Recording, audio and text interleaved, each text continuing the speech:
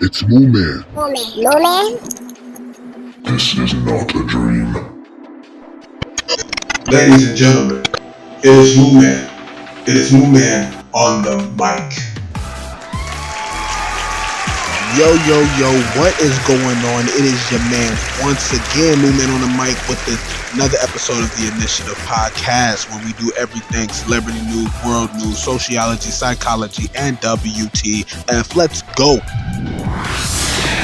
Okay, the shout out of the day. And before I get into the shout out, let me tell you, episode 32 is crazy on a daily basis. I'm just putting that out there, just throwing that out there.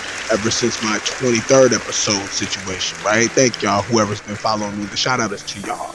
The shout out is to everyone who has been listening to this podcast, who has just picked up this podcast, who has been buying my merch, who has been throwing views on my YouTube, who's been liking, who's been sharing, who's been following. Shout out to y'all, all right? You know what I'm saying? Like, y'all really been sticking it out here with me as I perfect and polish our mastery that I am trying to realize. Y'all understand what I'm saying? And it took a long time to understand, you know what I mean, that it is okay to fail. I will fail, but failing is the process, because quitting is the end of the game, and I will not quit.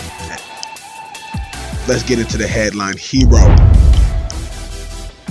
Okay, the headline hero, of course, is Mental Health Awareness Month. That is the headline hero. And I know I got into the history on the last episode just a little bit, but let's touch it down on that year 1949, because in the year 1949 the racial tension pressure was at an all-time high.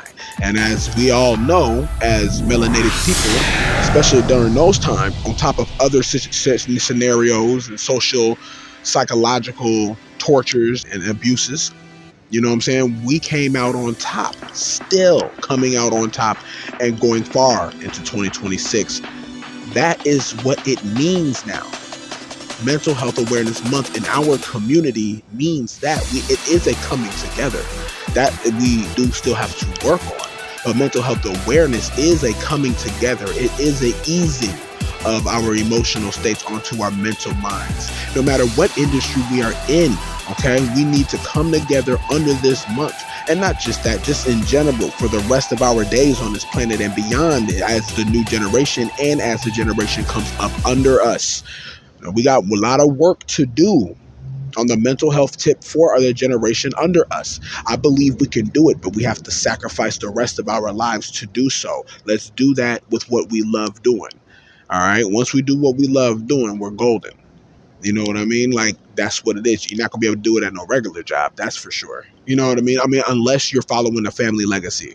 You know, if your legacy is the family who owns the neighborhood in which they would like you to work in. You know, legacy like that. Or maybe they own the chain, the mall, the strip joint. But you know, do not doubt the ability of LLCs. Okay. No matter what business you choose to open. Let's get into the headline hunting. Okay, let's hit it. DDG hit with restraining order over Halle Berry abuse claims by Sam Moore. DDG has been hit again, I say, because I just shouted this man out in the last episode if you heard it. Okay, restraining order by former girlfriend Halle Bailey has been hit.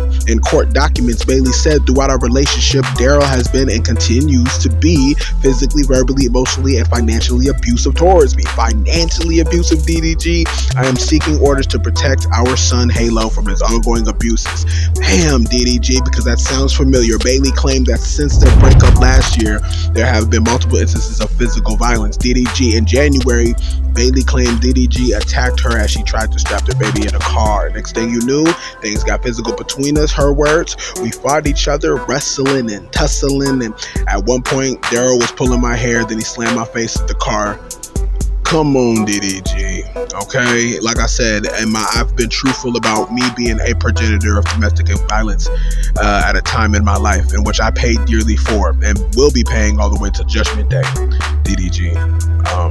I hope everyone heard that. We're moving on. Tory Lanez alleged attacker has been identified. On Monday, Tory Lanez was stabbed 14 times in prison, and now it appears as though the attacker has been officially revealed. All right, you have to understand, I was just talking about this man in the last episode as well too, wishing him his well wishes, as his lungs, both of his lungs collapsed. Subsequently, in his Instagram account, posted that he had been stabbed a total of 42 times. It's been written. Per the report, the stabbing took place in his back, torso, head, face, and I said all over. Moreover, he had 2 collapsed lungs and was eventually able to recover. At least he recovered. He got out of the emergency room and went into the intensive care unit. I mean, I don't know. I wouldn't know. The man had 2 collapsed lungs. I'm just glad he's still alive. Now TMZ is reporting that the man responsible is allegedly Santino Castillo. In fact, Castillo is currently facing life in prison. Okay? So you have to understand. You know what I'm saying?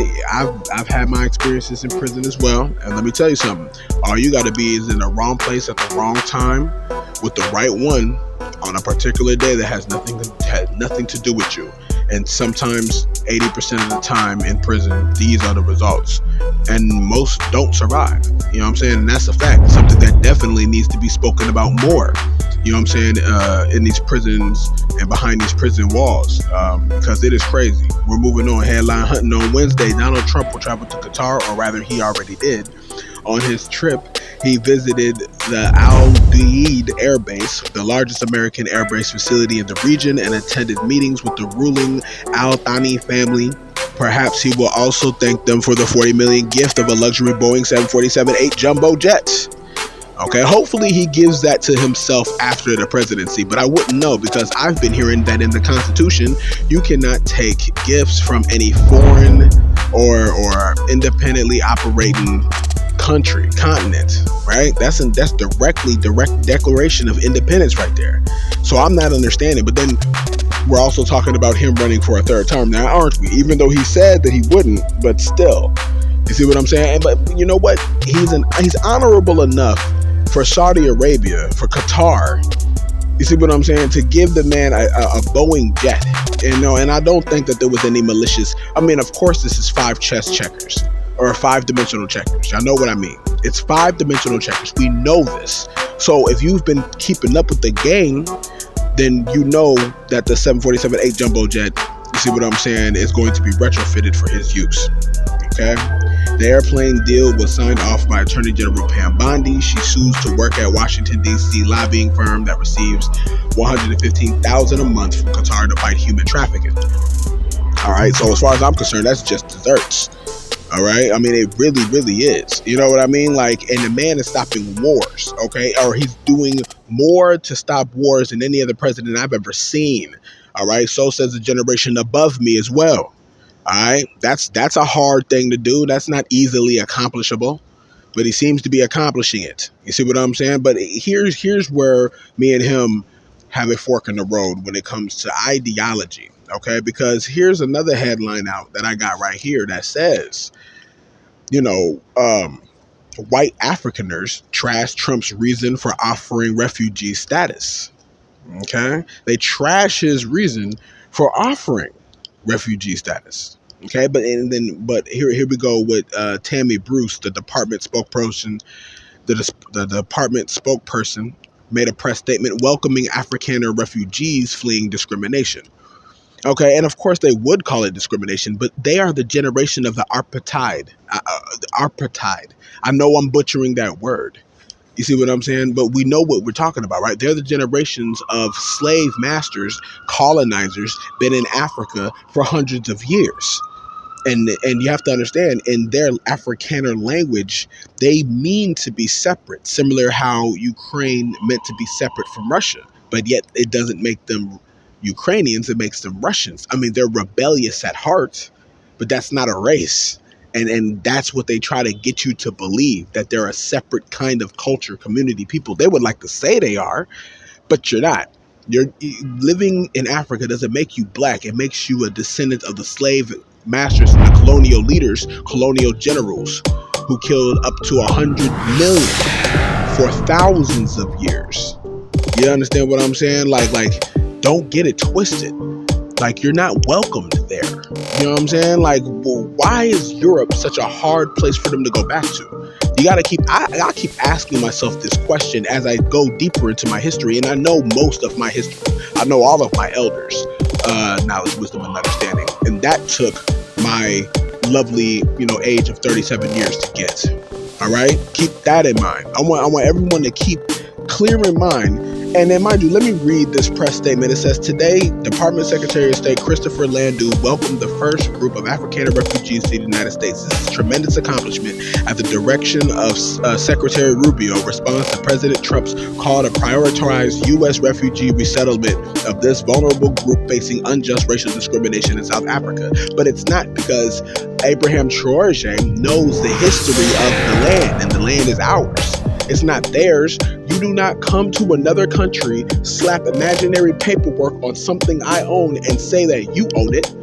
That doesn't make sense, and that's what they've been doing. That's contract law. But that doesn't work in African equity.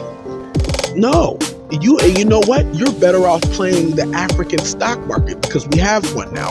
We're putting money, getting backed by real gold, $200 trillion worth. Is that what you're after? You see what I'm saying? Because you're not getting it. You're not about to sit up here and try to Gaddafi the man. Okay, we know the truth, and there's no way that we can't deny it. There's no way you can deny it. We got people in the shadows too. I know you got people in the shadows within the darkness. We got people within the shadows within the darkness as well. That man is not to be touched, Abraham Traoré. Period. Make a deal with him. You know what I'm saying? Like, straight up. But I digress. Let me get to the other part of this headline. Well, this is a whole nother headline, but it says Donald Trump is paving the way for white South African refugees to come to the United States. You know what I'm saying? But they're not at all interested in taking him upon his offer. The Wall Street Journal reported Tuesday the U.S. president falsely claimed Monday that Afrikaners, the white descendants of mainly Dutch colonizers in South Africa, are facing a genocide in their home country. But that's a lie. You see what I'm saying? Like the hostilities of these Afrikaners, and then there's a whole nother descendantry line from the British. There's the Dutch and British kids, generations that grew up, you know what I'm saying, after their elders died, after they colonized and killed millions on our own land. You know what I'm saying? They're sitting up here, calling themselves refugees. No, you're getting kicked off of land that's not yours. It's never been yours. That's the debate. So we need to have that, but instead they're trying to turn it racial. You see what I'm saying? So check this out. White people account for roughly 7% of South Africa's population of 63 million people. And of that number, Afrikaners make up about 2/3, so roughly 3 million people in total. Despite having vastly small population, white commercial farmers, the majority of whom are Afrikaners, you see what I'm saying, still process about half the country's land and produce a whopping 90% of its agricultural products still. 90% of my country's agricultural exports, which are worth $13.7 billion. That's funding a war. That's pushing the country's agenda, all from the comfort of my land. Okay, that's one of the conversations that's been had for decades, for generations down there. You see what I'm saying? And I bet you they're armed, they're guarded by paramilitary troops, right, coming from different countries. Yes, you see what I'm saying? Because it's not like they wouldn't, be like, yo, you gotta get off our land, or there's gonna be retaliation before. Why now make the move? Because now that there's a level of power that is to be respected in Africa, Abraham Traoré. And yes, this is the back of the house headlines. If you've been listening, you already know. You see what I'm saying? But make no mistake. You know what I mean? Again, the moves that Trump has made and the moves that Abraham Traoré made, it's gonna clash. You see what I'm saying? A flashpoint will be reached, but will it be drama? Will it be bloodshed? Absolutely not. There's going to be a deal that's going to be made. Both of them have been making record breaker deals. We've seen it. For those who have been watching the real news and keeping up with the real world workings, you see what I'm saying? Not what they're not showing on the TV, because they're definitely not showing that. They're too busy showing Diddy. You know what I mean? We need to open up them eyes. All right, open up your eyes. Do a little bit of searching with your fingers. You see what I'm saying? And know what's really, really, really going on out here. You know what I mean? Because they're trying to set it up, okay? This right here is usually a story, a hit piece they'll come out with before they start coming out with different kinds of hit piece head stories. They try to prime you into believing that he's really still in gold when he's not. They try to prime you into believing that he's going to be suffering, or he's going to be pushing suffering out towards his people. He's not going to do none of that. So keep this in mind now. You heard it on here, the initiative. Moo Man on the Mic, it is my initiative to give you a real straightforward answer and a trajectory so we can walk it together, because that's what we're doing. Once again, thank you for listening to my podcast. It is your man, Moo Man on the Mic, and I'm going to see y'all on the next episode. Let's go.